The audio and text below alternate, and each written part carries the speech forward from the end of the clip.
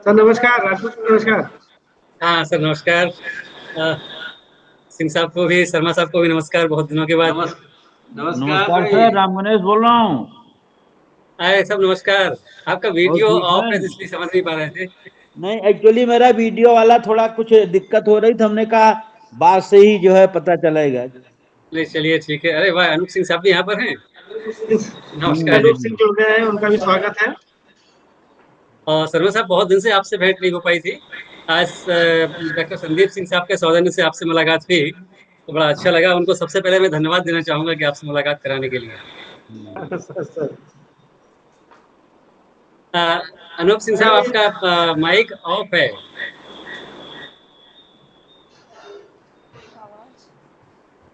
हाँ, अभी ऑन है मुझे लगता है। हाँ बिल्कुल सर, आ बिल्कुल रही बिल्कुल। सर अनूप बहुत भाई बहुत नमस्कार। आप सबका स्वागत, अभिनंदन। संदीप जी माध्यम बने इस बिल्कुल बिल्कुल। आपको दर्शन हो रहे हैं और बहुत अच्छा लग रहा है। यही अवसर होते हैं जब एक दूसरे से मुलाकात हो जाती है और जी जी। माध्यम कुछ बन जाते हैं। अब जैसे ये थोड़ा सा कोविड का ठीक होता है, फिर ऑफलाइन मोड में हम लोग मुलाकात करेंगे। हाँ, वही वही वही वो नमस्कार अवसर संदीप नहीं है। चलिए, ऑनलाइन से भी उतनी गर्माहट रिश्तों में नजर आ रही है जितनी ऑफलाइन में होती है। बिल्कुल बिल्कुल बिल्कुल बिल्कुल। अभी द्विवेदी सर से बात हुई, वो भी जुड़ रहे हैं। वो जुड़ रहे हैं। जी जी जी। ये ठीक है, हम संदीप जी, लोग कौन वेट कर सकते हैं कौन थोड़ा कौन सा। नहीं जुड़ा है अभी? बस अब द्विवेदी जी रह गए और सब लोग आ गए। शर्मा सर आ गए हैं? जी जी, शर्मा सर आ आ गए। गए। सर प्रणाम। सर प्रणाम। प्रणाम भाई, कैसे हो? बस आपकी शुभकामनाएं सर। मैं देख रहा था कि तुम्हारे नाम में अनूप सिंह चंदेल। मैं तुम्हें खाली अनूप सिंह जानता था। ये चंदेल कब से हो गए? ये सर चंदेल जो है ये एक सब कास्ट है राजपूतों में। और इसका मालूम है। बेसिक सब ओरिजिन हमारा जो है वो शिवराजपुर एक जगह कानपुर देहात में यहीं से है। अच्छा अच्छा अच्छा और बाकी तो ये महोबा कलिंजर और ये सारा कुछ है ही है। अच्छा। खजुराहो ये यहीं खजुराहो से के मंदिर है वो सब चंदेल और राजाओं के द्वारा बनाए गए ही हैं। जी। सर क्यों रखा? नमस्कार। प्रोफेसर गुड दुबे मॉर्निंग, जी गुड मॉर्निंग। दुबे जी जुड़ गए हैं। दुबे नमस्कार जी सर। नमस्कार। Dubey ji good afternoon. Good afternoon. क्या हाल है डॉक्टर साहब? बस अब आपकी शुभकामनाएं, आप ही की प्रतीक्षा हो रही थी। मैंने मैं बिना दुबे जी के यज्ञ पूरा नहीं होगा ना संदीप जी का। मैं पहले तो सभी गुणीजन और प्रोफेसर का मैं स्वागत करता हूँ। हमारे साथ प्रोफेसर A.K. शर्मा जी जुड़े हुए हैं, प्रोफेसर D.S. राजपूत जी जुड़े हुए हैं, प्रोफेसर बीरेन दुबे जी जुड़े हुए हैं और प्रोफेसर राम गणेश जी जुड़े हुए हैं। इन सभी का स्वागत है। और डॉक्टर अनूप कुमार सिंह जो हमेशा हमसे जुड़े ही रहते हैं, तो आज भी जुड़े हैं इस मीटिंग में। इसके अलावा मेरे साथ मेरे यहाँ की दो फैकल्टी हैं। डॉक्टर किरण झा हमारे यहाँ सोशियोलॉजी की हैं और डॉक्टर अनीता अवस्थी, ये लोग भी जुड़ी हुई हैं। मेजर काम इन्हीं लोगों ने किया है, डॉक्टर अनीता अवस्थी ने और डॉक्टर किरण झा ने, इस सिलेबस को डिजाइन करने में। अब मैं थोड़ा शेयर कर लेता हूँ आपसे सिलेबस। जैसा मैं पहले थोड़ा बता दूं कि ये सेल्फ फाइनेंस मोड में ही चलना है। पहले कानपुर यूनिवर्सिटी कैंपस में ग्रेजुएशन के कोर्सेज नहीं थे और अब वो ग्रेजुएशन के कोर्सेज चल रहे हैं। जो हमारे नए वाइस चांसलर आए हैं प्रोफेसर विनय कुमार पाठक जी, उन्होंने कहा कि आप यूजी लेवल के कोर्सेज स्टार्ट करिए। तो पहली बार कैंपस के अंदर sociology, social work, psychology, economics और इंग्लिश में बीए ऑनर्स कोर्स खोले जा रहे हैं। इसमें अभी तक हमारी दो बोर्ड ऑफ स्टडीज होती हैं जो हमको जिम्मेदारी मिली थी, सोशल वर्क की और साइकोलॉजी की। आज ये तीसरी बोर्ड ऑफ स्टडीज है सोशियोलॉजी की, बीए ऑनर्स इन सोशियोलॉजी। और ये आपको बताना था कि ये सेल्फ फाइनेंस मोड पर है। और अभी ये दो जो टीचर हैं हमारे यहाँ, डॉक्टर किरण झा और डॉक्टर अनीता अवस्थी, इसको जिम्मेदारी इन्हीं की होगी। लास्ट ईयर तक यही लोग रहेंगे, फिर लास्ट ईयर में देखा जाएगा जैसा भी है। तो अभी मैं आपसे वो शेयर कर ले रहा हूँ जो हम लोगों ने।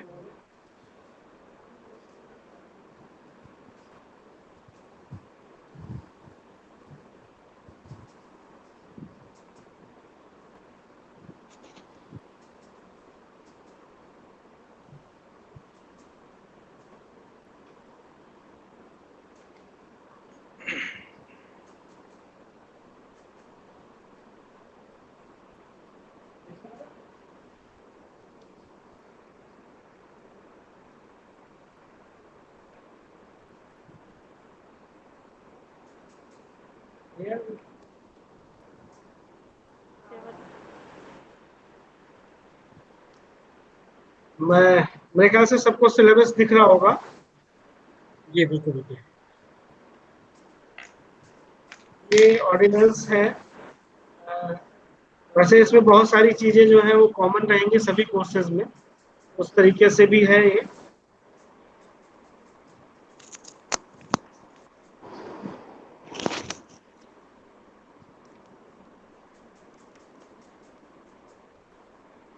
पार्टी का यहाँ पर लिखा गया है, लेकिन अभी डिसाइड ये हुआ है कि ये 30 सीट्स का रहेगा। तो इसको मैं 30 कर दे रहा हूँ। पहले हम लोगों ने 40 सीट्स रखा था, लेकिन अभी इसको उन्होंने टोटल इनटेक की जो डिसीजन आ रहा है वो 30 का आ रहा है।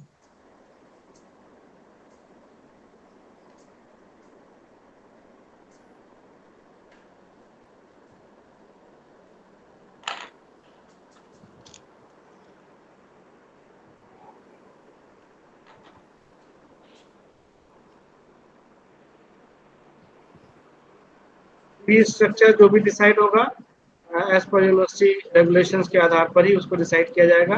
सेल्फ फाइनेंस का है तो मोस्टली इसका मेरे ख्याल से 18,000 रहेगा फीस स्ट्रक्चर इसका।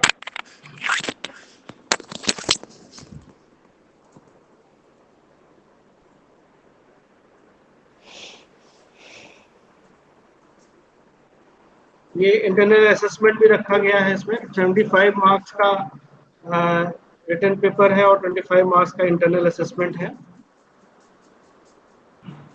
उस तरीके से डिस्ट्रीब्यूट किया गया है असाइनमेंट, प्रेजेंटेशन एंड अटेंडेंस के आधार पर।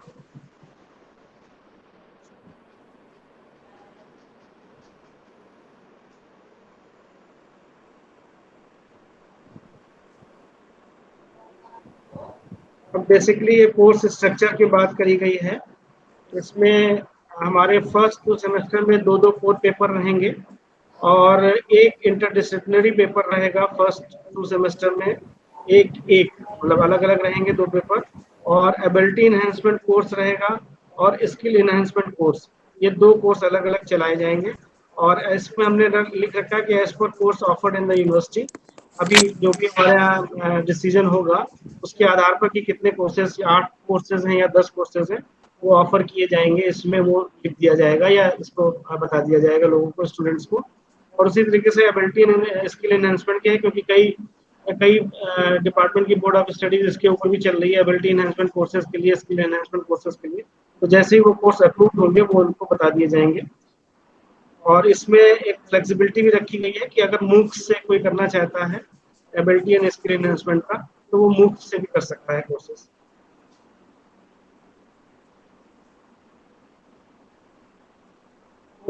थर्ड एंड फोर्थ सेमेस्टर में हमारे पास 3-3 कोर पेपर रहेंगे और एक इंटरडिसिप्लिनरी पेपर रहेगा। फिफ्थ सेमेस्टर में और सिक्स सेमेस्टर में हमारे पास 2-2 कोर पेपर रहेंगे और दो लेक्चर। एक मिनट सर, हेलो हेलो, जी जी,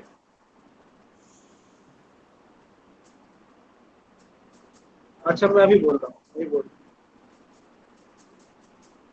ठीक है, ठीक, मैं भी बोल रहा हूँ, मैं भी बोल रहा हूँ। असल में मैं डॉक्टर भी हूँ, आज थोड़ा स्टूडेंट की भीड़ हो गई है, उस चक्कर में फोन आ रहा है। हेलो हेलो, हाँ जी, हाँ बताइए। जी जी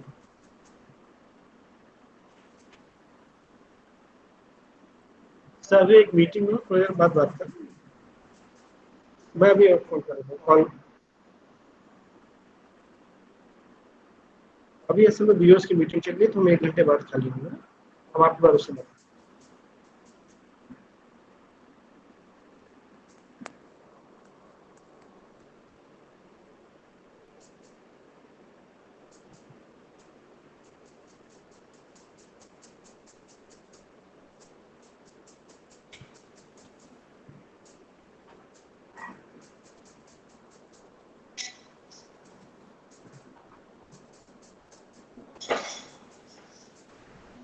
तो भी ऐसा करो, संजय से को बस चलाएगा गेट से, और पीछे वाले जो मूल्यांकन भवन है, वो मूल्यांकन कह रहे हैं वहाँ जो एग्जामिनेशन बिल्डिंग बनी है ना, नहीं, पीछे वाले गेट से, फ्रंट गेट से पीछे वाले गेट तक बस चलाए तुरंत, तुरंत उसे को चलाए।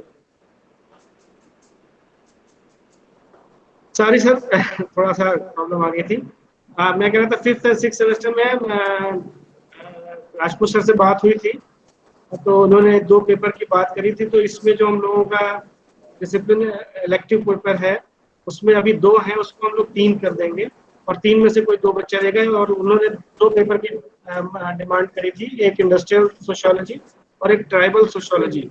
इन 2 पेपर की बात करी थी, तो उसको हम लोग अभी ऐड कर देंगे इसमें।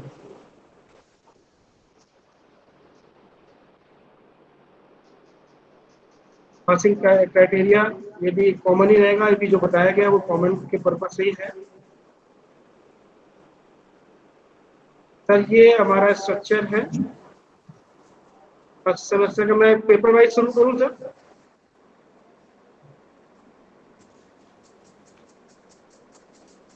काफी ठीक है सर, दिख रहा है इस पर। जी जी जी।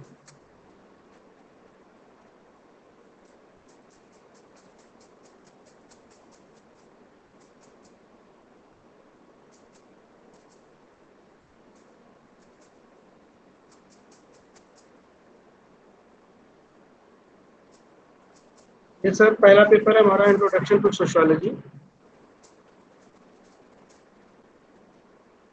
सर इसमें एक चीज पर मैं जोड़ना चाह रहा था सभी जी मेंबर्स के साथ डिस्कस करने के बाद में। जी सबसे पहले तो मैं बहुत बधाई देना चाहता हूं आपके दोनों फैकल्टी मेंबर्स को, और डॉक्टर अनीता अवस्थी जी को और डॉक्टर सुमन झा जी को, कि जिन्होंने बहुत मेहनत करके, जैसा कि आपने बताया, सिलेबस तैयार किया है और मेरे हिसाब से अप टू द मार्क्स हैं।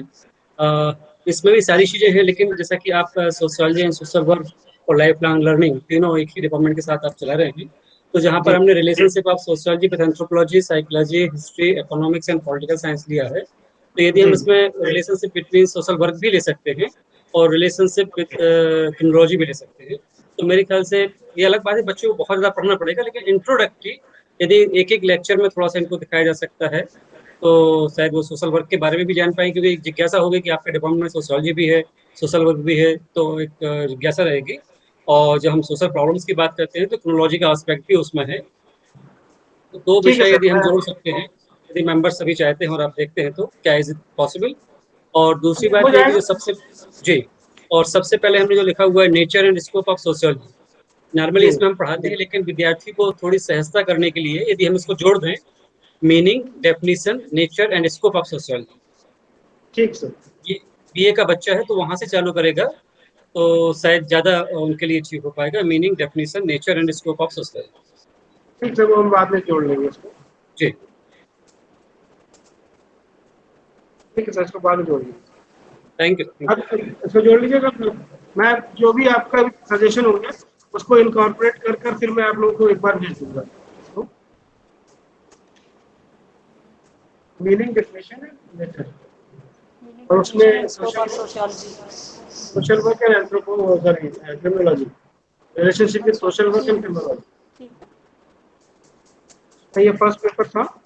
नेक्स्ट पेपर की तरफ बढ़े सर।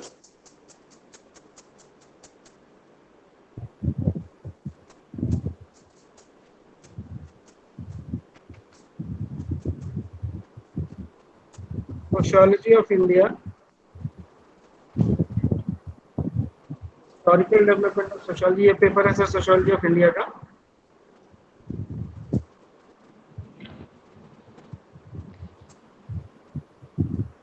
संदीप जी, मुझे लगता है सबने पढ़ लिया है, तो जी समय बचाने के लिए खाली सबके कमेंट्स सुन लीजिए और उसके बाद अपना डिस्कस कर लीजिए, या जो कुछ इनकॉर्पोरेट करना हो कर लीजिए। हाँ, अगर आप लोगों ने देखा है तो अगर जिस पेपर में जो ये चीज़ें आपकी हैं, अगर आप लोग बता देंगे तो हम लोग उस पेपर में अभी डिस्कस कर लेंगे उस पेपर पे। बस कुछ सबमिशन मेरे हैं, संदीप जी कहिए तो मैं बोलूँ। हाँ हाँ बिल्कुल सर। अगर शर्मा सर पहले इनिशिएट करेंगे उसके बाद मैं बात करूंगा। पहले सर का एक बार कमेंट और दुबे जी का कमेंट ले लीजिए, जी जी। फिर हम। हाँ प्रोफेसर के शर्मा जी से मेरा रिक्वेस्ट है, कृपया अपना कुछ बताएं इसमें, कुछ इनपुट अपना।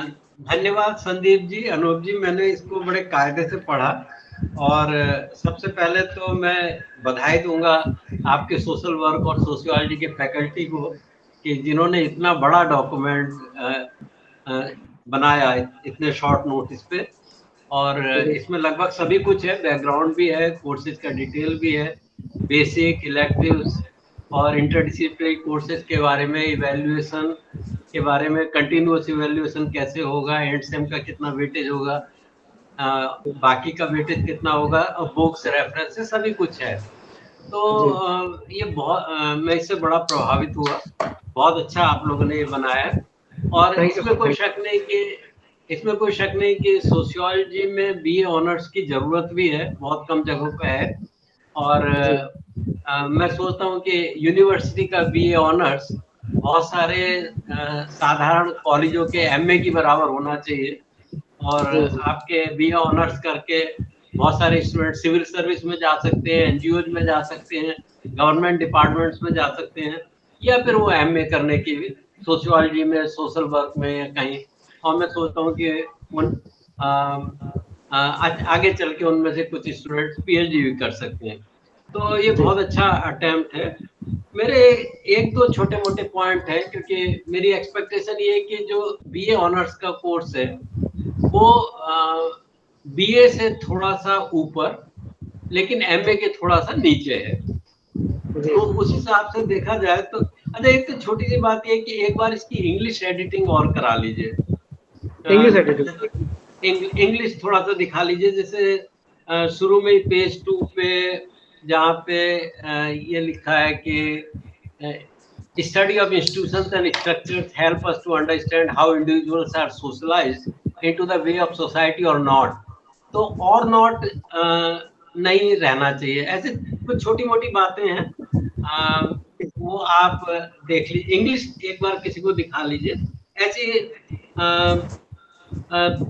पेज 4 पे जहाँ पे एब्रिविएशंस दिए हुए हैं AEC और SEC, तो ऐसे एब्रिविएशंस को समझने में एकदम से थोड़ा दिक्कत हो रही है। तो जब भी एब्रिविएशन आए तो पहले फुल फॉर्म ब्रैकेट में एब्रिविएशन, उसके बाद फ्रीली आप इनको यूज कर सकते हैं। ऐसे पेज 7 में मुझे शुरू में CIA को समझने में भी दिक्कत हुई, तो इनको फुल फॉर्म इनकी रख देंगे। अच्छा, एक पेज 10 पे जहाँ पे कि रेफरेंस दिए हुए हैं, तो वहाँ पे रेफरेंस 10 और 11 जरा आप इनको देखिएगा तो 10 तो बिल्कुल क्लियर है कि एक पर्टिकुलर चैप्टर को आप रेफर कर रहे हैं। ये मैसियोनिस जॉन, ठीक है, अच्छी किताब है। तो चैप्टर 25 आप 10th में रेफर कर रहे हैं, सोशल चेंज का चैप्टर है। 11 जो है वो चैप्टर नंबर नहीं लिखा है इसमें। जी जी जी। अच्छा, बल्कि इन दोनों को 10 और 11 को मिला के एक ही में आप दोनों चैप्टर्स मेंशन कर सकते हैं। ये तो छोटी मोटी बातें हैं। बड़े सजेशंस में मुझे एक तो ये लगता है कि जब आप ये जहाँ पे ये लिख रहे हैं कि इंटरडिसिप्लिनरी कोर्सेज, तो या एबिलिटी के कोर्सेज या स्किल्स के कोर्सेज, तो वहाँ इसको ऐसा नहीं छोड़िए कि स्टूडेंट कोई भी एबिलिटी, कोई भी स्किल, कोई भी इंटरडिसिप्लिनरी कोर्स यूनिवर्सिटी का चल रहा हो और उसको ले ले। आप अगर इसको थोड़ा सा अपने प्रेफरेंस बता दें कि इस तरह के इंटरडिसिप्लिनरी कोर्सेज में हमारा मतलब इनसे है, फॉर एग्जाम्पल ऐसे कुछ, उससे इस डॉक्यूमेंट को पढ़ने वाले को भी पता लग जाएगा कि इंटरडिसिप्लिनरी कोर्सेज में आप किस तरह के कोर्सेज को इंक्लूड कर रहे हैं, या एबिलिटी या स्किल के किस तरह के कोर्सेज यूनिवर्सिटी में अवेलेबल हैं, और अगर 5-6 कोर्सेज अवेलेबल हैं तो उनमें से किन 1, 2, 3 कोर्सेज को आप प्रिफर करेंगे इंक्लूड करना। और मुझे इसमें लग रहा था कि जिन चीजों को आपने ऑब्जेक्टिव्स या आउटकम में इंक्लूड किया हो उनको अधिक महत्व देने की जरूरत है। जैसे कि एक आपने ऑब्जेक्टिव में लिखा इथिकल एंड सोशल वैल्यूज, जी तो ये नहीं पता लगता है कि ये आपकी यूनिवर्सिटी में ऑलरेडी इंटरडिसिप्लिनरी या स्किल या एबिलिटी कहाँ का कोर्स होगा जो स्टूडेंट्स में इथिकल एंड सोशल वैल्यूज को डेवलप करेगा, या आप अपने कोर्स स्ट्रक्चर में ही एक ह्यूमन वैल्यूज का कोर्स डाल सकते हैं। सर, इसमें एक सबमिशन था सर। एक्चुअली मैंने आपसे बताया कि यहाँ पर अभी पहली बार ये यूनिटी के तहत जो इंटरडिसिप्लिनरी कोर्सेज की बातें हो रही हैं फर्स्ट टाइम, और इसीलिए हमारे यहाँ चूँकि BA ऑनर्स लेवल पर कई कोर्सेज खोले जा रहे हैं, और जो ह्यूमन वैल्यूज है उसके लिए भी एक कमेटी बना दी गई है, वो भी एक कोर्स लॉन्च कर रही है ह्यूमन वैल्यूज के ऊपर, वो उसमें इंक्लूड किया जाएगा। मैंने अभी इसलिए इंक्लूड नहीं किया था इसमें कि अभी क्लियर हो जाए कि कौन से बोर्ड ऑफ स्टडीज से पास हो रहे हैं और कौन से हो गए हैं, तो वो अभी हम लोग इसको कर रहे हैं। उसके बाद हम आपको डिटेल भी भेज देंगे कि कौन कौन से, जो आप कह रहे हैं ना कि इंटरडिसिप्लिनरी कौन कौन से चल रहे हैं या स्किल एंड एबिलिटी में कौन कौन से चल रहे हैं, वो मेरे ख्याल से 3-4 दिन में क्लियर हो जाएंगे सर। तो उसके बाद हम आपको तो इसमें जब कोर्सेज आपके अप्रूव हो जाए तो उनमें आप मेंशन कर सकते हैं कि सच एज फॉर एग्जांपल, या ये कि इस तरह के कोर्सेज को हम ज्यादा स्टूडेंट्स को रिकमेंड करेंगे कि वो ये कोर्स ले लें, ताकि आपके जो ऑब्जेक्टिव्स और आउटकम है वो अचीव हो सके। बिल्कुल बिल्कुल। इसमें वैल्यू ह्यूमन वैल्यूज का भी एक है सर, और एक एनवायरमेंटल साइंस का भी। Good good good. और एक मुझे ये लगा कि आपके जो रेफरेंसेज हैं वो बहुत हाई स्टैंडर्ड के हैं, और ये प्रॉब्लम भी है सोशियोलॉजी में कि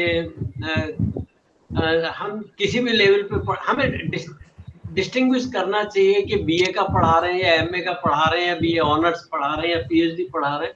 तो BA के लिए कुछ जो इसमें जो यूनिवर्सिटीज में, यूपी की यूनिवर्सिटीज या दूसरी यूनिवर्सिटीज में BA के कोर्स में जो किताबें यूज हो रही है, अच्छा खासतौर से आपने ये भी कहा है कि इसमें हिंदी और इंग्लिश दोनों मीडियम होंगे, तो आप दो काम कर सकते हैं। एक तो हर एक कोर्स में कुछ हिंदी मीडियम की बेसिक बुक्स जो BA लेवल पे चल रही हैं, लखनऊ विश्वविद्यालय में, कानपुर विश्वविद्यालय में, दूसरे यूपी के दूसरे विश्वविद्यालयों में, रुहेलखंड में कहीं कहीं ऐसी कुछ किताबों को इंक्लूड कर लें, ताकि क्योंकि अगर हिंदी मीडियम का स्टूडेंट है तो जो आपने रेफरेंस दिए हैं वो उनको ना पढ़ पाएगा ना समझ पाएगा।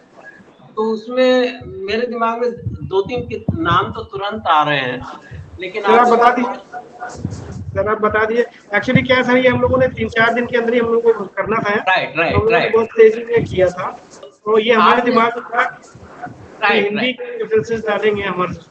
राइट। तो कोई बात, वो आप ऐसा करिएगा कि जो आप रेफरेंसेस दे रहे हैं उनमें कुछ तो ऐसे बताइए कि ये तो इसेंशियल रीडिंग है, और कुछ ऐसे बुक्स और चैप्टर्स या रिसर्च पेपर्स हो सकते हैं जो कि जिन स्टूडेंट्स का इंटरेस्ट हो उस कोर्स में डीपर जाने के लिए तो वो पढ़ ले। तो जैसे एक उत्तर प्रदेश में जो अच्छी क्वालिटी की हिंदी की बुक्स है सोशियोलॉजी के लगभग सभी क्षेत्रों में, तो वो तो रविन्द्रनाथ मुखर्जी की है। बहुत पुरानी बुक्स हैं उनकी, रविन्द्रनाथ मुखर्जी की। तो आप रविन्द्रनाथ मुखर्जी की बेसिक सोशियोलॉजी, रिसर्च मेथड्स और तमाम चीजें हैं वो नेट पे भी उपलब्ध हैं, तो उन किताबों को एप्रोप्रिएट कोर्सेज में जोड़ सकते हैं। दूसरा, एक लखनऊ विश्वविद्यालय में भी यूज होती हैं, डॉक्टर GK अग्रवाल, मेरे ख्याल से वो हुमायूं यूनिवर्सिटी के हैं, तो उनकी हिंदी की किताबें भी समाजशास्त्र में बहुत यूज होती हैं। तो कुछ अच्छा, इसी तरह इंग्लिश में जो कुछ सरल किताबें हैं, जैसे एलेक्स इंकिल्स की है, बोटोमोर की है, जो अपेक्षाकृत सरल है। किंग्सले डेविस की पुरानी किताब है। हम लोग IIT में हेरालंबस से पढ़ाते हैं, गिडन से भी पढ़ाते हैं, लेकिन गिडन्स वगैरह का थोड़ा स्टैंडर्ड हाई हो जाता है। तो ऐसी कुछ किताबें जिनसे कि BA लेवल के सिंपल कंसेप्ट, भाई BA तो कुछ चैप्टर्स किंग्सले डेविस के पुरानी किताब जरूर है, लेकिन जब आप status, role, stratification theories of stratification, religion, family, ये सब कुछ पढ़ाएंगे तो किंग्सले डेविस की किताब काफी यूजफुल हो सकती है। दूसरे आपने इसमें सोशियोलॉजी ऑफ इंडिया के कोर्स तो रखे हैं और वो बहुत अच्छा कोर्स है, लेकिन मुझे लग रहा था कि आपका बीए ऑनर्स करके सोशियोलॉजी इन इंडिया के बारे में भी स्टूडेंट को कुछ पता रहना चाहिए। मेरा मतलब ये है कि किसी न किसी कोर्स में ये बात आनी चाहिए कि इंडिया में सोशियोलॉजी के बड़े डिपार्टमेंट्स कौन हैं और बड़े सोशियोलॉजिस्ट कौन हैं और वहाँ पे किस तरह की टीचिंग और रिसर्च हो रही है।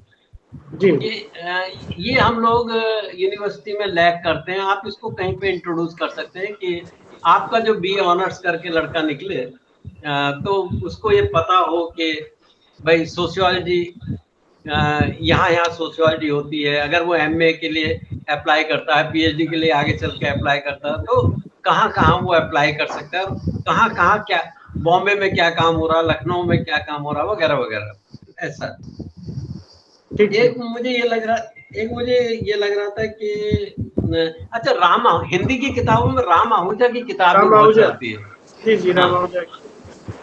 तो रविन्द्रनाथ मुखर्जी, जीके अग्रवाल और राम आहूजा, इनकी किताबों को आप शामिल कर सकते हैं। नरेंद्र सिंधी भी है, नरेंद्र सिंधी भी है, विद्याभूषण सचदेवा भी है, उनको भी बिल्कुल। तो इन किताबों को और इनके इक्विवेलेंट इंग्लिश की सिंपल किताबें, उनका एक सेट बना लीजिए हर एक कोर्स के लिए, और कुछ किताबें या बुक चैप्टर्स या पेपर्स का वो नीचे लिख दीजिए। जो डीप स्टडी करना चाहें तो वो स्टूडेंट्स उनको कर सकते हैं। एक मैं ये सोच रहा था कि जहाँ आपने ये इंडियन ट्रेडिशंस की बात की है, वहाँ थोड़ा सा रीऑर्गेनाइज कर सकते हैं। एक तो रीऑर्गेनाइज, जैसे डीपी मुखर्जी और राधा कमल मुखर्जी को एक साथ रख सकते हैं, और इनके साथ एक अगर आप चाहें तो जहाँ राधा कमल मुखर्जी वगैरह की बात आप कर रहे हैं, तो A.K. शरण और आनंद कुमार स्वामी इन सबका गुरु है। आनंद कुमार स्वामी, इंडियन सोशियोलॉजी या इंडियन ट्रेडिशन को समझना है तो हमें आनंद कुमार स्वामी, जबकि वो थे तो श्रीलंकन, लेकिन हम उनको इंडियन ही मानते, इंडियन सोशियोलॉजी को समझने के लिए उनकी एक दो किताबों का आप उल्लेख कर सकते हैं। और एक मेरा सजेशन ये कि M.M. श्रीनिवास कई जगह आते हैं, तो जहाँ पे आप सोशल चेंज की स्टडी कर रहे हैं, सोशल चेंज जिसमें आपने रखा सोशलाइजेशन, कंट्रोल एंड चेंज, वहाँ पे M.M. श्रीनिवास को आप लाते ही हैं। तो जब आप उसको आगे चल के इंडियन सोशियोलॉजी में लाते, इंडियन ट्रेडिशंस में, तो वहाँ एक दूसरे पर्सपेक्टिव के लिए रख सकते हैं कि ये सोशियोलॉजिस्ट हैं जिन्होंने थ्योरेटिकल या स्पेकुलेटिव काम किया, और ये सोशियोलॉजिस्ट हैं जिन्होंने कहा कि फील्ड से डेटा कलेक्शन करना या एम्पिरिकल वर्क करना इम्पोर्टेंट है।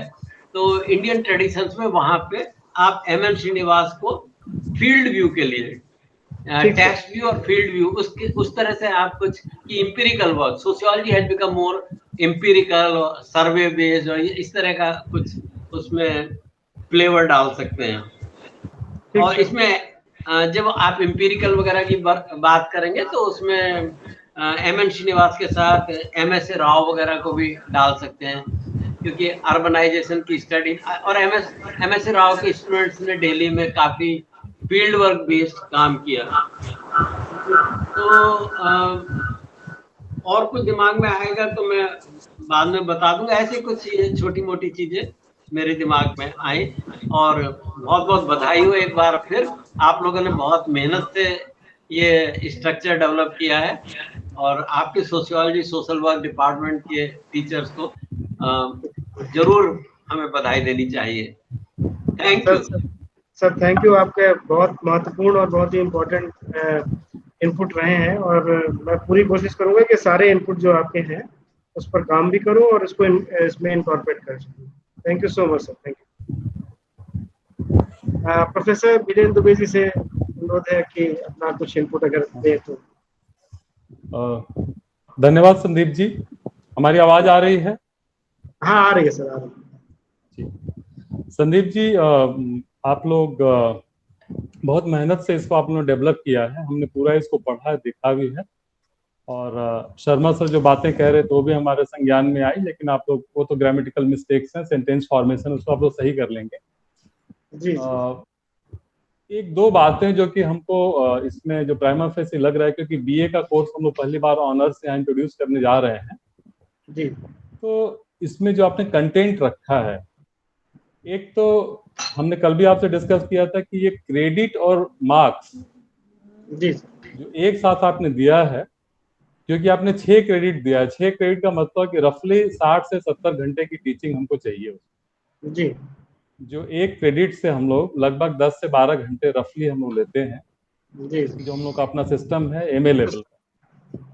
और इसमें एक एक सेमेस्टर 24 क्रेडिट का आपने रखा है, तो मेरे ख्याल से या तो इसको क्रेडिट कर दीजिए, अगर क्रेडिट है, और क्रेडिट का वेटेज आप कितना देंगे, आपकी टीचिंग इफेक्टिवली कितनी हो पाएगी ऑन एन एवरेज, उसको ध्यान में रखते हुए, क्योंकि 6 क्रेडिट वर्कलोड ज्यादा होता है।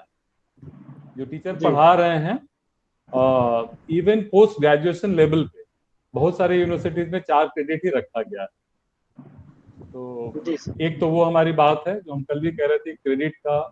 दूसरी बात है कि जो आपने बाइफर्केशन दिया हुआ है, जैसे एंड सेमेस्टर एग्जामिनेशन 75 और कंटिन्यूअस इंटरनल असेसमेंट 25, तो फॉर एग्जांपल से दिल्ली यूनिवर्सिटी 30-70 का उन्होंने कंपोनेंट रखा हुआ, 30 इंटरनल और 70 जो है वो एक एंड सेमेस्टर एग्जामिनेशन के थ्रू उन्होंने रखा हुआ है। तो हम लोग सोच सकते हैं, और अगर हम लोग दे रहे हैं 75-25 का, तो इसका जस्टिफिकेशन कुछ होना चाहिए कि why at all we are going to give 25% और 30% फॉर इंटरनल एंड 70% और 75% for that end semester examination. दूसरी बात है कि शर्मा सर भी इसको पॉइंट आउट किया कि आपने लिख दिया ना कि एबिलिटी एनहांसमेंट कोर्सेज, तो इसमें ये क्वालिफाई तब हो जब मेंशन कर दें कोर्सेज लाइक XYZ, ठीक है। Skill enhancement, ability enhancement courses हैं, तो वहां पे स्टूडेंट क्लियर हो जाएगा कि हमको ये करना है और ये हमको पढ़ना जी। तो एक तो ये है, और दूसरा एक छोटा सा मेरा सबमिशन ये है कि जब हम ऑनर्स कोर्स के लिए जा रहे हैं, तो it is a course which falls somewhere between MA and BA। BA जो 3 ईयर है उससे ऊपर हो और MA से थोड़ा सा नीचे हो, तो इसमें कुछ हमको एडवांस पेपर्स भी डालने पड़े। जैसे डेवलपमेंटल एक बड़ा इशू है डेवलपमेंट का, एनवायरनमेंट का, तो मेरे ख्याल से उस सारे पेपर्स को भी कहीं ना कहीं इसमें जगह मिलनी चाहिए। अभी तक जो हमारा स्ट्रक्चर हम लोगों ने फॉर्म किया है, ये हम रिटर्न में देंगे आपको, जो हम बता रहे हैं इसका हम रिटर्न आपको कम्युनिकेट करेंगे। तो बस हम अभी डिस्कशन के लिए बता रहे हैं, तो उसमें अगर कुछ जगह मिल जाए डेवलपमेंटल इश्यूज के लिए, एनवायरमेंटल इश्यूज के लिए, तो उसको भी हम यहाँ पे देख सकते हैं। तीसरा मेरा पॉइंट है, कुछ पेपर्स के नॉमेनक्लेचर हमको चेंज करने पड़े जी, ठीक है। जैसे आपने एक पेपर इसमें डाला है एग्रेरियन सोशियोलॉजी जी, या तो मेरा पढ़ाने का पर्सपेक्टिव हो एग्रेरियन का, मतलब या तो हम एक पर्टिकुलर पर्सपेक्टिव से एक पर्टिकुलर आइडियोलॉजी को ध्यान में रखते हुए पढ़ाएं, तब इस पेपर का टाइटल हम एग्रेरियन रखें, वो जस्टिफाई होगा। और अगर हमको कहीं कहीं रूरल भी पढ़ाना है और दूसरे पर्सपेक्टिव्स भी इंक्लूड करने हैं, तो वहां भी थोड़ा अगर स्कोप हो तो क्या इसको हम लोग चेंज कर सकते हैं। दूसरी बात एक और है कि 99.99% जहाँ पे या तो रूरल सोशियोलॉजी पढ़ाई जा रही है, जो हमारे जमाने में पढ़ाई जाती थी और लगता है कि आने वाले भी कई सालों तक पढ़ाई जाती रहेगी। तो क्या हम लोग रूरल और अर्बन दोनों एक साथ यहाँ पे ला सकते हैं? थोड़ा सा रूरल का कट करके और अर्बन का कट करके एक साथ जोड़ के मर्ज करके हम लोग कर सकते हैं, उसका स्कोप हो सकता है। हम भेज देंगे उसका कंटेंट वगैरह भी, और जो भी है हम रिटर्न में कम्युनिकेट करेंगे। और एक और छोटा सा मेरा एक और पॉइंट है कि क्या थोड़ा रीशफलिंग हम कर सकते हैं पेपर्स। देखिए बीए के बच्चे हैं ये जी, तो इनको स्लोली ग्रेजुअली हम सब्जेक्ट से इंट्रोड्यूस करा के, क्योंकि हमने देखा कि 3rd सेमेस्टर में यहाँ पे हमने क्लासिकल सोशियोलॉजिकल थ्योरी डाल दी जी, तो ये भी देखना है ना कि ये बच्चे सेकेंड ईयर में जाते ही, मतलब जो ट्रेडिशनल सेकेंड ईयर है, मतलब इसमें जो 3rd सेमेस्टर है, तो क्या उस लेवल पे हम लेके जा पाएंगे उन बच्चों को? अच्छा, तो इसका भी थोड़ा सा रीशफलिंग का भी हमको ध्यान रखना पड़ेगा, क्योंकि जो कैचमेंट एरिया है हमारा कानपुर है और नियर बाई एरिया है। तो कल भी आपसे इनफॉर्मल डिस्कशन हुआ था तो आपने बताया था। और दूसरी बात यह है कि सोशल मूवमेंट, अब आजकल किसी भी कंपटीशन में कहीं सोशल मूवमेंट नहीं। हमने यूपी सिविल सर्विसेज का भी सिलेबस देखा, अपने यहाँ भी हम लोग चेंज कर रहे थे पिछले बार, स्टेट सर्विसेज का भी देखा और भी देखा, तो सोशल मूवमेंट पे पूरा पूरा अपने पेपर उसमें डाला हुआ, उसमें न्यू सोशल मूवमेंट भी है और सारे दूसरे कंटेंट।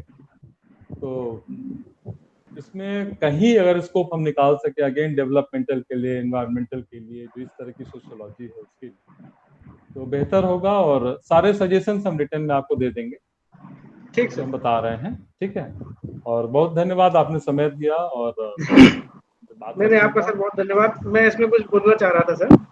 एक तो सर जो ये 100 मार्क्स वाली बात है, एक्चुअली जो यूपी गवर्नमेंट का भी आया था उसमें भी शायद आप पार्ट थे, उसमें भी 100 मार्क्स का वगैरह की व्यवस्था की गई थी। तो कहीं ना कहीं हम लोग स्टेट गवर्नमेंट से भी गवर्न होते हैं, उसी को हम लोगों ने देखते हुए यहाँ पर भी 100 मार्क्स का, और जो आपने 75 और 25 का बाइफर्केशन की बात करी है, वो 75 और 25 हमारी यूनिवर्सिटी का है। हमारी यूनिवर्सिटी में हर कोर्स में इंटरनल और एक्सटर्नल 75 और 25 का बाइफर्केशन है, इसलिए वो ओवरऑल इसको हम लोगों ने कर रखा है कि 75 और 25 कर रखा है। जो एबिलिटी एनहेंसमेंट कोर्स की आपने बात करी थी सर, एबिलिटी एनहेंसमेंट कोर्स मैंने पहले बताया था कि वो हम इसको जरूर इसमें दिखाएंगे, शो करेंगे। इसमें जितने भी कोर्सेज हैं जो अभी हमारे पाइपलाइन में है, वो मुश्किल से 4-5 दिन में या 1 हफ्ते के अंदर वो सारी चीजें क्लियर हो जाएंगी कि कौन से 4 कोर्सेज होंगे जो हम लोग देंगे एबिलिटी और स्किल एनहेंसमेंट में। जो इन्वायरमेंटल का आपका क्वेश्चन था सर, उसमें एबिलिटी वाले में, सॉरी एबिलिटी में या उसमें आएगा ये इन्वायरमेंटल साइंस का कंपलसरी पेपर आएगा, तो उस पर पूरा इन्वायरमेंटल साइंस के विषय में डिस्कस किया जाएगा। तो वो उस पोर्शन के लिए इसलिए मैंने इन्वायरमेंटल साइंस को या इन्वायरमेंटल सोशियोलॉजी को यहाँ पर नहीं जोड़ा था, क्योंकि वो एक स्पेसिफिक पेपर रहेगा वहाँ पर। इसी तरीके से डेवलपमेंट इश्यूज के ऊपर भी एक पेपर रहेगा जो इंटरडिसिप्लिनरी रहेगा, जो कि दूसरे कोर्सेज में चल रहा है। तो उसलिए मैंने उसको भी, डेवलपमेंट इश्यूज को भी यहाँ पर इनकॉर्पोरेट नहीं किया था। और जहाँ तक आपकी एग्रीरियल सोसाइटी की बात है, तो अगर आप इसको कह रहे हो तो मैं इसको रूरल सोशियोलॉजी कर सकते हैं, अगर मेंबर्स कहेंगे तो इसको मैं रूरल सोशियोलॉजी के नाम से कर दूंगा। एग्रीरियल सोसाइटी कॉन्सेप्ट को काट कर इसको रूरल सोशियोलॉजी कर दूंगा। ठीक। अब मैं प्रोफेसर DS राजपूत सर से अनुरोध करूंगा कि वो अपना इनपुट दे दें सर। जी सर, थैंक यू। अभी जो एकेडमिक डिस्कशन चल रहा है, बड़े अच्छे इसमें सजेशंस आए हैं। पहले तो जैसे मैंने कहा था, दोबारा से मैं आपके पूरी टीम को, आपको और विश्वविद्यालय परिवार को बहुत धन्यवाद देना चाहता हूँ कि उन्होंने कानपुर विश्वविद्यालय में BA ऑनर्स सोशियोलॉजी के नाम से नया विषय खोला हुआ है। और आज की परिस्थितियों को देखते हुए समाजशास्त्र न केवल अध्ययन के लिए, और नेशन बिल्डिंग और पर्सनालिटी डेवलपमेंट दोनों के लिए बड़ा आवश्यक है। और जब ऑनर्स कोर्स के साथ में विद्यार्थी आएंगे तो हमारे पास में एक नई युवाओं की टीम बनेगी। तो आप जो कोर्स डिजाइन कर रहे हैं बड़ा अच्छा है। जो यहाँ पर सजेशंस सर शर्मा साहब ने और प्रोफेसर दुबे साहब ने दिए, बड़े फ्रूटफुल हैं। कुछ चीज़ें मैं आपकी लिंक से समझ सकता हूँ कि यूनिवर्सिटी के काम है वो यूनिवर्सिटी के लेवल पर करने ही होंगे, क्योंकि वो यूनिवर्सिटी ने तय किया हो सभी विषयों के लिए एक जैसा होता है, जैसा आपने बताया। एक चीज़ और मैं उसमें जोड़ना चाहता हूँ कि जो CBCS का सिस्टम है, उसमें ग्रेजुएशन के लिए 6 क्रेडिट्स दिए गए हैं और पोस्ट ग्रेजुएशन के लिए 4 और 5 क्रेडिट्स दिए गए हैं एज पर नॉर्म्स, प्रोफेशनल और जनरल कोर्सेज के लिए। तो वो भी आपकी एक लिमिटेशन है, वो आपको करना ही होगा। तो कुछ जो चीजें फिक्स फ्रेम में होती है, हमको वो फिक्स फ्रेम के आधार पर उसको तो करना ही करना है। अब हमारे जो कंटेंट्स हैं और नॉमेनक्लेचर हैं उसमें जरूर कर सकते हैं। ये दुबे साहब का अच्छी सजेशन था कि उसको हम रूरल सोसाइटी करना चाहें तो कर सकते हैं। उसमें एग्रीरियल सोशियोलॉजी उसके अंदर भी आ जाती है। बाकी सब मेंबर्स को देख के इसको कर लेंगे, लेकिन मतलब उसको किया जा सकता है। वो भी एक ठीक सजेशन था। शर्मा साहब ने जिन चीज़ों को कहा बहुत अच्छी बात है। उनकी बात को देख के मुझे एक चीज़ और याद आ रही है, यदि हम वो थोड़ी सी एक्सरसाइज कर पाएंगे तो विद्यार्थियों के लिए बड़ा भला हो जाएगा। वो ये कि जब हम इंग्लिश का सिलेबस तैयार कर रहे हैं तो क्या हम इसको बाइलिंगुअल कर सकते हैं, हिंदी और इंग्लिश दोनों में यदि हम सिलेबस बनाते हैं तो विद्यार्थियों के लिए बड़ा बढ़िया हो जाएगा। ये एक्सरसाइज ऐसी है जो हमेशा के लिए रहेगी, बुक्स और इन सब चीज़ों को लेकर। कभी कभी ये अलग बात है कि हम चूंकि ऑनर्स कोर्स है, आपको UTD यानी यूनिवर्सिटी टीचिंग डिपार्टमेंट में यूनिवर्सिटी के अंदर ही देखना है। सारी चीज़ें आप वहाँ भी सॉल्व कर सकते हैं बच्चों का, लेकिन एक छोटा सा प्रयास वो हो जाएगा तो एक आइडियल फॉर्म हो जाएगा, क्योंकि आप तैयार कर रहे हैं। और आपको देख के जहाँ भी लोग ऑनर्स कोर्स को जब लेके आएंगे और जहाँ तक मैं मानता हूँ सेंट्रल इंडिया और नॉर्दर्न इंडिया का बहुत सा ऐसा वो हिंदी स्पीकिंग बेल्ट है, और बच्चों को समाजशास्त्र जैसे विषय को समझने के लिए, और जब हम राष्ट्रीय शिक्षा नीति में मौलिक भाषा की सोच के साथ प्रारंभ करने की कोशिश करते हैं, तो वो एक बहुत अच्छी बात उसके अंदर आ सकती है कि हम इनको कहीं ना कहीं इन चीज़ों को जोड़ सकते हैं। सारे विषयों को, सारे पेपर्स में जो आपने किया हुआ है, एक चीज़ जो मैं समझ पाता हूँ बहुत थोड़े से अपने अनुभव के आधार पर, कि किसी चीज़ की शुरुआत जब होती है तो उसके बाद में उसमें निरंतर कहीं ना कहीं संशोधन के अवसर बने रहते हैं। तो वो हमारे पास लगातार बनता रहेगा कि हमको क्या क्या डालना है, और जैसे जैसे काम चालू होगा, बोर्ड ऑफ स्टडीज की और मीटिंग्स आएंगी, सभी के सजेशंस को इनकॉर्पोरेट करने के लिए हम लोग हमेशा तैयार रहेंगे, ऐसा मेरा सोचना है।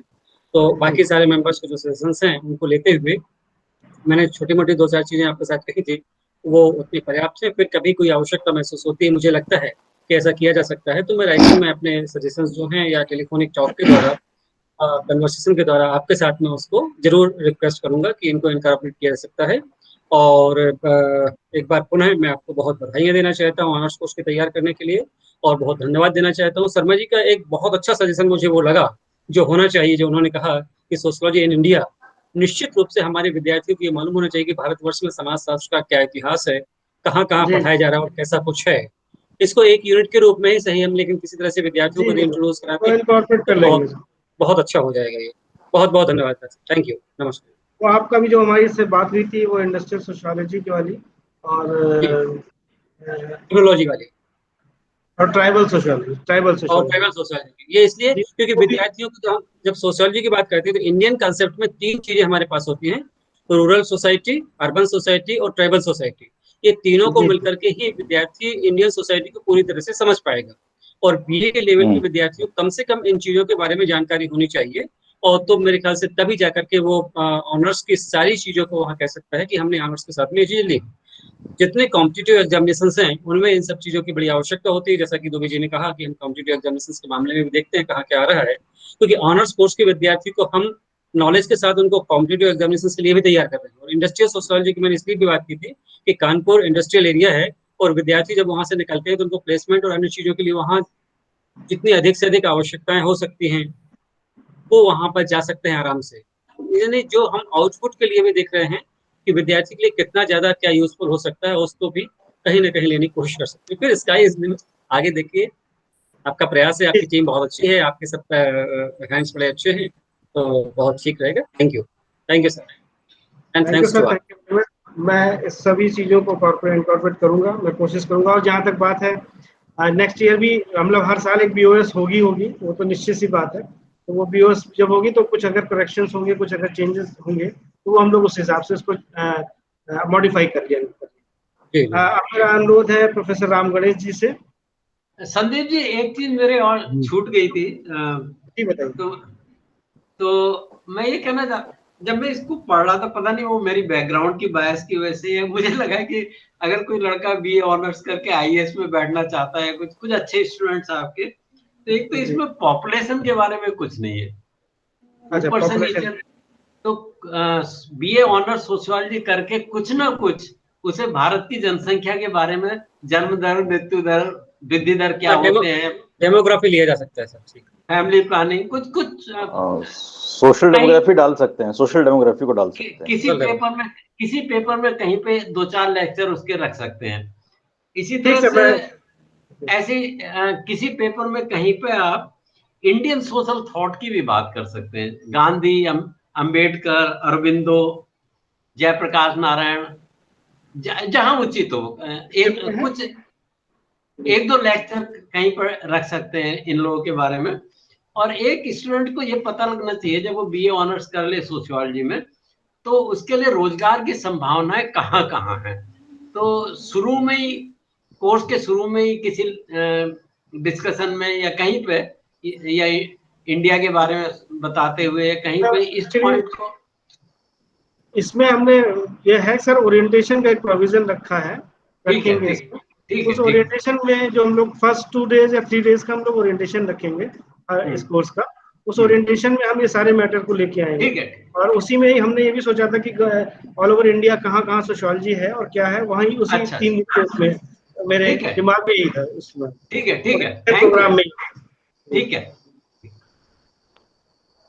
प्रोफेसर राम गणेश जी से अनुरोध है कि कृपया अपने सबसे पहले तो आपने सब लोगों को मिलवा दिया, जो है कम से कम बातचीत हो गई। अनूप भाई, शर्मा सर, जो है राजपूत साहब, और आपको बधाई कि आप इतना बड़ा प्रयास कर रहे हैं। और जो हकीकत है संदीप जी, जैसे हमारे यहाँ भी जो है कोर्स इकोनॉमिक्स में है, इंग्लिश में है, कई जगह चलाए गए, लेकिन वो आउटपुट या वो जो है चीजें नहीं आ पा रही हैं। हमारे यहाँ भी जो है, आपके यहाँ सोशल वर्क में मतलब, लेकिन जो ऑनर्स का जो एक चार्म और एक जो उसका ग्रेस होता है, ग्रेविटी होती है, वो पता नहीं क्या कारण है, जो मैं हकीकत बताना चाहता हूँ कि जो है उतना आ नहीं पा रहा है, उसमें वो हनक नहीं आ पा रही है, जिस पर्पस से जो है एक सामान्य सोशोलॉजी से हट करके बनाया गया था। लेकिन यह है कि हमें शायद आपके यहाँ जो है कैंपस में एक रेगुलर सोशोलॉजी नहीं पढ़ाया जा रहा ना, केवल आप ऑनर्स ही पढ़ाएंगे ना? जी जी ये जी, केवल कैंपस का ही है ना भैया, जो है? केवल कैंपस का सर, केवल कैंपस। हाँ, तो वहाँ देखिए ऐसा है कि अनूप जी भी इससे सहमत होंगे, क्योंकि सबसे पहले जो कैंपस में सोशोलॉजी एमफिल और पीएचडी हमारे यहाँ प्रोफेसर बिजराज चौहान ने शुरू किया था। और सब लोग जानते हैं कि रूरल सोशोलॉजी में चौहान साहब का ठीक ठाक अच्छा कार्य रहा और वो करते थे। तो उसके, लेकिन उन्होंने नंबर ऑफ स्टूडेंट्स, डॉक्टर साहब, ये नहीं कि जो रेगुलर हो, पंचुअल हो, और थोड़ा बहुत उनको जो है हिंदी के साथ साथ, मैं नहीं कह रहा हूं कि अंग्रेजी मीडियम के ही हूं, हिंदी के साथ साथ उनको अंग्रेजी का भी एक बेसिक ज्ञान होना चाहिए, जो है, क्योंकि काम ऑनर्स में बहुत चीजें ऐसी होती हैं कि कुछ चीजें आपको करना पड़ता है और बिना उसके जो है नहीं हो पाती हैं। और मेरा एक आपसे निवेदन है कि किताबें जो है, जैसे अक्सर यूनिवर्सिटीज में, मोस्ट ऑफ द यूनिवर्सिटीज में रेफरेंसेज में तो इतना बढ़िया बढ़िया हाई फाई डाल दिया जाता है, और हकीकत में जब बच्चे देख, अनूप जी इससे सहमत होंगे कि जब हकीकत में देखा जाता है तो जो हमने कोर्स डाला है उसमें पूरा पार्ट कवर नहीं होता। तो हमको किताबों के भी बारे में, कि जितने कोर्सेज हमारे हैं, सब की जो है बच्चों को हमारे जो रेफरेंसेज हैं उसमें से कहीं ना कहीं से मिल जाए, जो है ये मेरा सजेशन है। आपने लोगों ने बड़ी मेहनत किया है और अच्छा प्रयास है, और नंबर ऑफ स्टूडेंट्स, डॉक्टर साहब, थोड़ा लिमिटेड रखिएगा, क्योंकि बहुत ज्यादा जो है संख्या में ऑनर्स कोर्स 100, मतलब एक जो है बहुत ज्यादा संख्या होगी तो केवल वो जनरल सोशोलॉजी हो जाएगी, आपका जो है ऑनर्स नहीं। जो सिंसियर हो, रेगुलर हो, अटेंडेंस उनकी ठीक ठाक हो, पढ़ने में भी ठीक ठाक हो और पढ़ने में रुचि हो, क्योंकि अक्सर देखा जाता है सोशोलॉजी वगैरह में लड़के जो है जिस तरह के हमारे उसमें कि मतलब एक इसको प्राइवेट मान करके चलते हैं, तो इस विधा से हट करके जैसे इकोनॉमिक्स है, इंग्लिश है, आपका सोशल वर्क है, तो उसी तरह की भावना वाले जो बच्चे आएंगे उससे हमारा कोर्स कायदे से जो है चल पाएगा। अदरवाइज नंबर बहुत बढ़ा देने से जो है, और दो चीजें हम और बताना चाहते हैं डॉक्टर साहब, कि जैसे जो है एक शर्मा जी ने कहा, अनूप जी ने, और जो है राजपूत साहब ने, और दूसरे भी भाई साहब ने कहा, ये अब जो है जो नेट वगैरह के एग्जाम हो रहे हैं, इसमें पॉपुलेशन स्टडी का ज्यादा वो हो रहा है। तो सोशल डेमोग्राफी करके, जैसे हम लोग एमए में, हमारे यहाँ बीए में तो नहीं है, बीए में सब कोर्सेज रखा भी नहीं जा सकता, तो सोशल डेमोग्राफी का पोर्शन भी डॉक्टर साहब अगर आ जाएगा तो birth rate, death rate, Covid, ये सब जिस तरह से मतलब एक पर इकोलॉजी है, सोशल इकोलॉजी है, ये सब चीजें उसमें कवर हो जाएंगी। और उसमें सबसे, और आप देख लीजिएगा डॉक्टर साहब कि जो एक नई जो सोशल प्रॉब्लम से राइज हो रही है, इस पर अभी सभी हम लोगों ने वो किया, सब में देखा कि जो सोशल प्रॉब्लम्स हैं डॉक्टर साहब, जैसे आप लोग सहमत होंगे, नई नई समस्याएं, जैसे एक समस्या जो है ये अंतः पीढ़ी संघर्ष वाला था, ओल्ड एज होम्स का था, और इस समय ऑनर किलिंग का चल रहा है, लव जिहाद चल रहा है। इन सब कोर्सेज को भी, क्योंकि हमारा जो ये ऑनर्स कोर्स है ये एडवांस कोर्स है और सामान्य से हट करके है, तो इन चीजों को भी हम किसी न किसी तरह इनकारपोरेट कर लें कि जिससे मतलब जो मतलब ये कंटेम्प्रेरी सोशल प्रॉब्लम्स हैं, इस तरह के भी एक पेपर को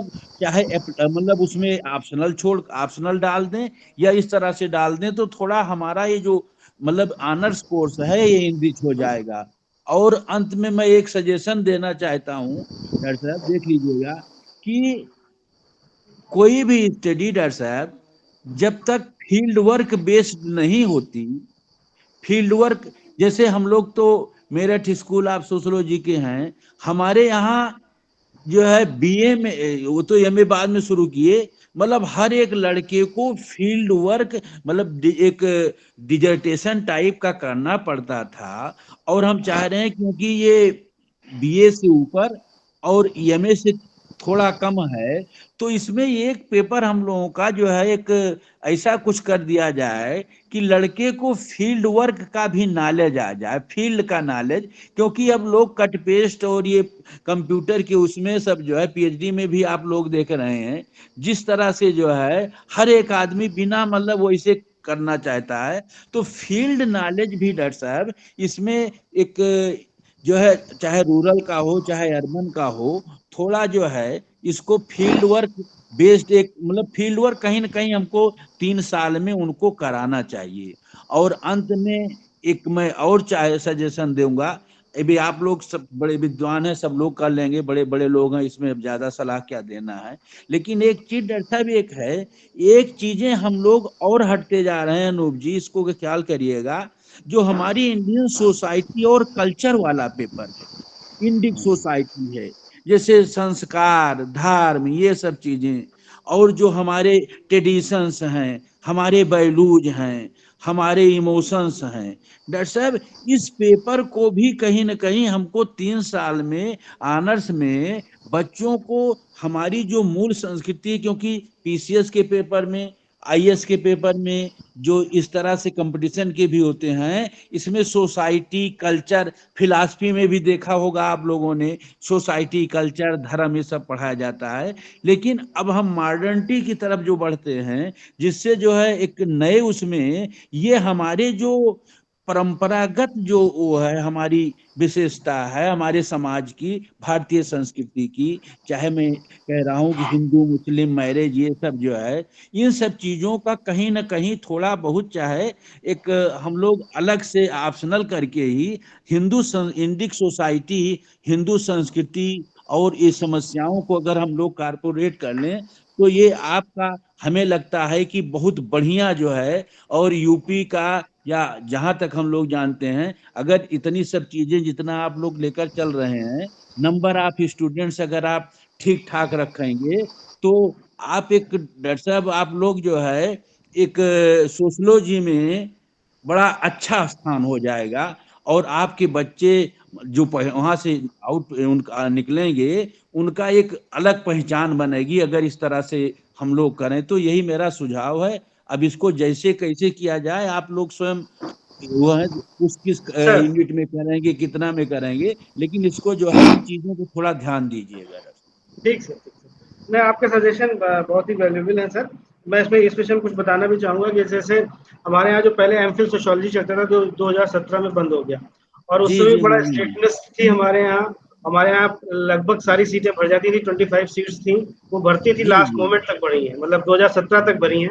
और उसमें से हमारे यहाँ के लगभग 50% स्टूडेंट ड्यूरिंग द कोर्स वो जेआरएफ या नेट निकाल लेते थे, या उनको कहीं ना कहीं स्कॉलरशिप मिलने लगती थी। नहीं और नहीं एट डॉक्टर प्रेजेंट साहब, इसी में हम उसमें आपको से बहुत बता से दूं, स्टूडेंट पीएचडी भी कर रहे हैं इस समय से। डॉक्टर साहब 1 मिनट इसमें लेना चाहते हैं, आधा मिनट। हमारे जी यहाँ, क्योंकि आप लोग भी यहीं के पढ़े हैं, सब जानते हैं, 7 मतलब 6 से लेकर के 10 लड़के एमए 3rd सेमेस्टर तक जीआरएफ, और कम से कम 10-15 लड़के नेट, यही सिलेबस के संरचना के आधार पर ही सब लोग अपने यहीं के हैं। तो इसको हम लोग ऐसा करें कि सब चीजों को इतना बढ़िया ठीक ठाक ढंग से करें कि जो हमारे ऑनर्स वाले बच्चे आवे वो मतलब एक इंडिया लेवल पर हम लोगों को एक विश्वविद्यालय का नाम स्थापित करें, और ये तभी होगा जब मेहनत किया जाएगा और सिंसियर बच्चे हम लोगों को मिलेंगे, तभी हो सकता है। इसीलिए 30 सीटें रखी गई हैं इस बार, ऐसा बहुत बहुत लिमिटेड सीटें हैं, 30 सीट्स। बधाई हो जो है। और ये जो सोशल डेमोग्राफी वाली बात थी सर, वो हम लोग किसी यूनिट में अब इसको ऐड कर लेंगे। इंग्लिश जो आपने कहा था कि लोग बच्चों को थोड़ा इंग्लिश भी आनी चाहिए, तो वो हमारा एबिलिटी एनहांसमेंट में वो पेपर रहेगा, एक इंग्लिश कम्युनिकेशन का भी। ये मतलब मुझे प्रोवाइड होना चाहिए भैया जो है। और जो प्रॉब्लम्स की आपने बात करी, कई प्रॉब्लम्स की, वो प्रॉब्लम्स इन इंडिया वाले पेपर में वो सारी चीजें हैं जो अभी आपने डिस्कस किया था उन प्रॉब्लम्स के विषय में, और इस ऑनर किलिंग वगैरह के विषय में। और इसके अलावा जो ह्यूमन वैल्यूज या ह्यूमन सोसाइटी की जो आप बात कर रहे थे, वो ह्यूमन वैल्यूज का भी एक पेपर रहेगा एबिलिटी या स्किल एनहांसमेंट वाले में, पेपर में। अब मैं और जो फील्ड वर्क वाली सर बात करी है, वो हम लोगों ने एक पेपर भी रखा है, रिसर्चिंग सोशल फिनोमिना। उसमें भी समझाया गया कि कैसे हमें फील्ड पे काम करना है, और इसके साथ साथ एक डिसर्टेशन भी रखा गया है लास्ट सेमेस्टर में, एक स्मॉल लघु शोध के रूप में रखा गया है, जिसको बच्चे करेंगे। अब मैं डॉक्टर अनूप सिंह, जो कि मेरे बड़े भाई की तरह हैं, और उनका सहयोग हमें हमेशा मिलता भी रहा है। मतलब मैं उनको अपने से अलग नहीं समझता हूँ, इस डिपार्टमेंट से अलग नहीं समझता हूँ। अब मैं उनसे कहूँगा कि वो इस सारी चीजों को देखते हुए भी अपनी बात को रखेंगे और मेरा पक्ष भी रखेंगे, ये भी मुझे मालूम है, एक छोटे भाई का भी साथ पक्ष रखेंगे। तो मैं डॉक्टर अनूप सिंह से एडजस्ट करूंगा अपना इनपुट। जी संदीप जी, बहुत बहुत धन्यवाद आपको। आपने ये एक महत्वपूर्ण कोर्स आदरणीय कुलपति जी के नेतृत्व में प्रारंभ किया है। मुझे लग रहा है उत्तर भारत का एक बहुत महत्वपूर्ण कोर्स होने वाला है, एक मील का पत्थर साबित होगा। ऐसी मेरी शुभाकांक्षा और शुभकामना आपके साथ है। कोर्स बहुत अच्छे से डिज़ाइन किया गया है। कोर्स में एक तरीके से पूरे देश के तमाम विश्वविद्यालयों के सिलेबस को आपने देखा, उसके बाद आपने सिलेबस को डिज़ाइन किया है। इसलिए मुझे लग रहा है बहुत अधिक स्ट्रक्चरली इसमें कुछ करने को शेष नहीं है। Professor A K. शर्मा सर ने, राजपूत सर ने, द्विवेदी जी ने और रामगणेश भाई साहब ने, सबने बहुत ही विस्तार से विषय रखा है, इसलिए बहुत कुछ कहने के लिए शेष नहीं है। आपकी पूरी टीम जिसने सिलेबस बनाया है, डॉक्टर अनीता अवस्थी जी, डॉक्टर किरण झा, आपके ऊपर बड़ी जिम्मेदारी बनती है। विश्वविद्यालय में आपके पास और भी कई जिम्मेदारियां दी गई हैं, इसलिए और भी ज़्यादा ये महत्वपूर्ण हो जाता है कि सिलेबस तो बन जाएगा, कोई दिक्कत नहीं, बनी गया है। ये कोर्स अच्छे से चले, ऐसी हम अपेक्षा करते हैं, और ताकि ये विश्वविद्यालय में ये BA ऑनर्स एक मॉडल बने, और आने वाले समय में जो विश्वविद्यालय खुलने जा रहे हैं आसपास या खुल रहे हैं, उनमें भी इस तरीके का पालन करके आगे बढ़ाया सके। मेरी 3-4 सबमिशंस हैं। बहुत सारी बातें शर्मा सर ने, राजपूत सर ने और द्विवेदी जी ने कह दी हैं, इसलिए कहने के लिए बहुत शेष नहीं है। 3 बातें हैं, बहुत संक्षेप में कहूँगा। सिलेबस का कंटेंट एक्चुअली जब जो व्यक्ति बनाता है, जिसको पढ़ाना होता है, जिसको एडमिशन लेना होता है, वो सब कुछ सोच कर करता है, और ऐसा आपने किया है, इसमें दिखाई दे रहा है। BA-HS 302 जो आपका 3rd सेमेस्टर है, उसमें मेरा एक सबमिशन है जो मैं सबके सामने रख रहा हूँ। लोग सहमत होंगे तो आप इसको कर सकते हैं। Socialization, social control and social change ऐसा नाम चैप्टर का है। मुझे लगता है ये पेपर का नाम परिवर्तित करके socialization is also part of social control, सामाजिक नियंत्रण की एक एजेंसी का सोशलाइजेशन होता है, इसलिए अलग से इसको पेपर का टाइटल रखने के बजाय इस पेपर का title social control and social change ही रखना चाहिए, और सोशलाइजेशन एक यूनिट के नाते इसमें पढ़ाया जाना चाहिए, ऐसा मुझे लगता है। दूसरा BA-HS 303, इसमें क्लासिकल सोशल थियरी आपने इसका नाम रखा है। जैसा कि हमारा वर्षों का जो अनुभव है पढ़ने पढ़ाने का, और हम लोग वर्षों से कॉम्पिटिशन के बच्चों को भी पढ़ाया है, बहुत साल तक सिविल के बच्चों को भी देखा पढ़ाया है। मुझे ऐसा लगता है कि ये इसका जो कंटेंट आपने तैयार किया है वो क्लासिकल सोशल थ्योरी को डिफाइन नहीं करता, बल्कि इसको आप वेस्टर्न सोशल थॉट या क्लासिकल सोशल ट्रेडिशंस कह सकते हैं, ऐसा मुझे लगता है। इसका नामनक्लेचर जो है वो इस तरह रहेगा तो अच्छा होगा, क्लासिकल सोशियोलॉजिकल ट्रेडिशंस या वेस्टर्न सोशल थॉट, दो में से जो उचित लगे आप इसको कर सकते हैं। तीसरा एक नॉमेनक्लेचर, इसमें बहुत डिटेल में चर्चा हो गई, दुबे जी से मेरी इनफॉर्मल बातचीत हुई थी और वो बात BAHS 501 पर थी, अग्रेरियन सोशियोलॉजी को लेके, क्योंकि अग्रेरियन सोशियोलॉजी जो है वो एक पर्टिकुलर फ्रेम ऑफ थॉट के लोग इस नॉमेनक्लेचर को लाए थे और उसको लेकर के दिल्ली स्कूल ऑफ इकोनॉमिक्स और DU में पढ़ाया जाता था ये पेपर। उसके बाद देश के तमाम हिस्सों में पढ़ाया गया और उस पर दुबे जी का जो सजेशन उसके साथ में सहमत हूँ। उसका नाम रूरल सोशियोलॉजी या सोशियोलॉजी ऑफ रूरल कम्युनिटीज, जो भी उचित लगे आप कर सकते हैं। ठीक सर, ठीक। इसमें एक कंटेंट की बात थोड़ी सी जोड़ दे रहा हूं मैं आपको। रूरल अर्बन कंटिन्यूम जो है ना, ये चीज या तो अर्बन के पेपर में या रूरल के पेपर में आपको पढ़ाना चाहिए। अच्छा, ठीक। सिलेबस में रूरल अर्बन कंटिन्यूम का मतलब ये है कि जो ट्रांजिशन है उसको ये कॉन्सेप्ट डिफाइन करती है ठीक से, तो बच्चों को रूरल अर्बन कंटिन्यूम को आप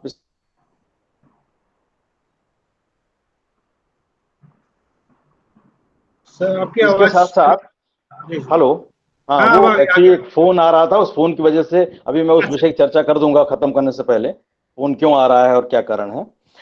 एक ऐसा यूनिट 4 है आपकी रूरल सोशियोलॉजी में, जिसको हमने नाम आपसे सहमति लेकर रूरल सोशियोलॉजी कह रहा हूं मैं जिसको। जी जी जी। उसमें यूनिट 4 में देखिए आपने लिखा है एजेंट्स ऑफ चेंज। हाँ, उसमें लिखा है corporate initiative in agriculture and its implication.